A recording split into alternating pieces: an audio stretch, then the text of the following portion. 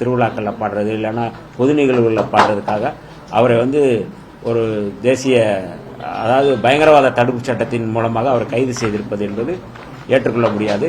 அந்த கைது நடவடிக்கையை வந்து அதிலிருந்து அவர் விடுதலை செய்ய வேண்டும் என்கிற கோரிக்கையும் வந்து வச்சிருக்கிறாங்க.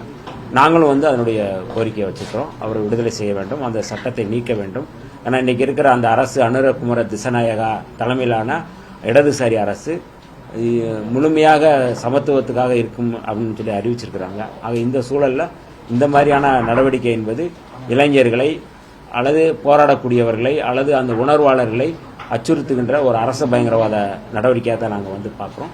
அதனால் கைது செய்யப்பட்டு இருக்கின்ற யாழ் மண்ணில் கைது செய்யப்பட்டு அங்கு சிறைப்படுத்தப்பட்டிருக்கின்ற தம்பி சங்கீதன் அவர்களை விடுதலை செய்ய வேண்டும் என்று நாங்கள் கோரிக்கை வைக்கிறோம். துறை ரீதியில் நீங்கள் பல்வேறு மாற்றங்கள் எடுத்துருவீங்க. நீண்ட ஆண்டுகளாக பேருந்து இல்லாத பெரிய மாற்றமாக பார்க்கப்படுறது பாராட்டு. இப்போ தொடர்ந்து ஆணவ கொலைகள் அதிகரிச்சுட்டே வருது. தனிச்சட்டம் இயற்றுன்ற கோரிக்கை தொடர்ந்து நீண்ட காலமாக வைக்கப்பட்டிருக்கு. பட்ஜெட் கூட்டத்தொடர் வரப்போகுது. கூட்டத்தொடரில் அது சம்பந்தமாக நம்ம பில் எதுவும் பாஸ் பண்ணுறதுக்கான வாய்ப்பு இருக்கா? துறை ரீதியில் நம்ம என்ன பண்ண போகிறோம்? கட்டாயம் நான் வந்து ஏற்கனவே வந்து முதல்வர் அதாவது இந்த அரசு மீதான நம்பிக்கை கோரும் தீர்மானத்தின் அடிப்படையில் சட்டப்பேரவையில் பேசும் பொழுது இதுதான் என்னுடைய முதன்மையான கோரிக்கையாக இருந்தது. வந்து ஆணவ படுகொலைகளை தடுத்து நிறுத்துவதற்கான தனிச்சட்டம். இது புரட்சியாளர் அம்பேத்கருடைய மிக முக்கியமான கோட்பாடுகளில் ஒன்று. இந்த அகமணமுறை புறமணமுறை அப்படிங்கிறத அவர் வந்து பேசியிருக்கிறார்.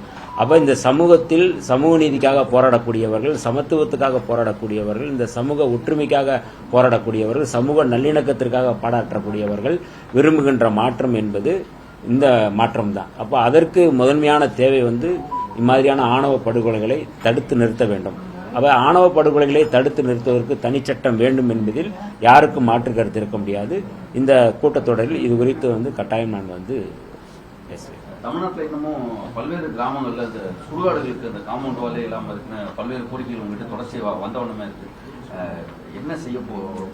உங்களை இதன் பிறகு ஒரு பெரிய ஒரு நம்பிக்கையா மக்கள் பார்க்குறாங்க. என்ன செய்ய போகிறோம்? இல்லை, நீண்ட காலமாக இதுக்காக வந்து நான் களத்தில் வந்து போராடியவன் என்கின்ற முறையில் எங்களுடைய தலைவர் எழுச்சி தமிழர் அவர்களோடு நான் வந்து இந்த களத்தில் வந்து போராடிய அனுபவம் உண்டு. என்னென்ன கோரிக்கைகள் களத்தில் இருக்குது அப்படிங்கிறது ஏற்கனவே வந்து அதில் படிச்சுட்டு தான் நாங்கள் வந்திருக்கிறோம், அனுபவிச்சுட்டு தான் வந்திருக்கிறோம். தமிழ்நாடு முழுக்க இது மாதிரியான சுடுகாடு பிரச்சனை, மயான கூரை இல்லாத பிரச்சனை, பாதை இல்லாத பிரச்சனை, இது ரொம்ப முக்கியமான பிரச்சனை நாங்கள் வந்து பார்க்குறோம். அது இல்லாமல் வந்து மனைப்பட்டா 75 ஆண்டு காலம் வந்து அதாவது சுதந்திரம் அடைந்து 75 ஆண்டு காலத்தை கொண்டாடுறோம்.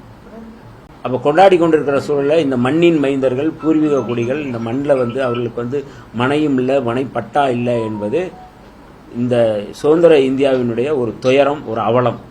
இந்த 5 ஆண்டுகளில் இந்த சமூக நீதி துறையின் சார்பாக நாங்கள் வைக்கக்கூடிய இலக்கு என்பது மிக நுட்பமான ஒரு தொலைநோக்கு இலக்கு என்பது தமிழ்நாட்டில் மனைப்பட்டா இல்லாத ஒரு சூழலை உருவாக்குவோம். நம்முடைய கவர்மெண்ட் இந்த அரசு என்பது நம்முடைய முதல்வர் மாண்புமிகு ஜோசப் விஜய் அவர்கள் இது குறித்து வந்து மிகுந்த அக்கறையோடு வந்து கவனிக்கிறாங்க, பேசுகிறாங்க. அதனால் இந்த மனைப்பட்டா என்பது எங்களுடைய இலக்காக இருக்கும். இந்த 5 ஆண்டுகளில் தமிழ்நாட்டில் நீங்கள் சொன்ன சுடுகாட்டு பிரச்சனை, இந்த மனைப்பட்டா பிரச்சனை நாங்கள் முதன்மையாக எடுத்து இதில் வந்து செயல்படுவோம். அதில் எந்த மாற்று கருத்தும் இல்லை. சாதிவாரி கணக்கெடுப்பு தொடர்பாக அமைச்சரவை கூட்டத்தில் நீங்கள் பேசினதாக சொல்லப்பட்டுச்சு. இன்னைக்கு பாமகவுடைய தலைவர் முதலமைச்சரை சந்திச்சிருக்கிறாரு. அது சரியான நடைமுறை தானா? அதை விடுதலை சிறுத்தைகள் எப்படி பார்க்குறது? ஒரு அமைச்சராக இருந்து நீங்கள் எப்படி பார்க்கல? சாதிவாரி கணக்கெடுப்பு என்பது எங்களுடைய நீண்டகால கோரிக்கை தான். அதில் எந்த மாற்று கருத்தும் இல்லை. ஏன்னா அதில் தான் வந்து இந்த சமூக பொருளாதாரத்தை வந்து நம்ம வந்து சரியாக கண்டறிய முடியும். ஆக அப்படிப்பட்ட ஒரு சூழலில் சாதிவாரி கணக்கெடுப்பு நடத்த வேண்டும் என்பதில் எங்களுக்கு மாற்று கருத்தும் இல்லை. இதற்கு முன்னதாக எங்களுடைய துறை சார்பாக, ஆதிரோட நலத்துறை சார்பாகவே பழங்குடி மக்களுடைய இந்த சோசியோ எக்கனாமிக் சர்வே எடுக்கப்பட்டிருக்கு. அதான் சமூக பொருளாதார கணக்கெடுப்பு எடுக்கப்பட்டிருக்கு. அப்போ இந்த கணக்கெடுப்பை எங்களுடைய துறை சார்பாகவே வந்து ஆதிராட மக்களுக்கும் எடுக்கணும் அப்படிங்கிறது ஒரு முதன்மையானதாக இருக்குது. அப்போ சாதிவாரி கணக்கெடுப்பு நடத்தும் போது அதற்கு முன்னதாகவே இதை எடுத்து நடத்தணும் அப்படிங்கிறது நாங்கள் வந்து பேசியிருக்கோம், எங்கள் செக்ரட்டரி மூலமாக பேசியிருக்கோம்.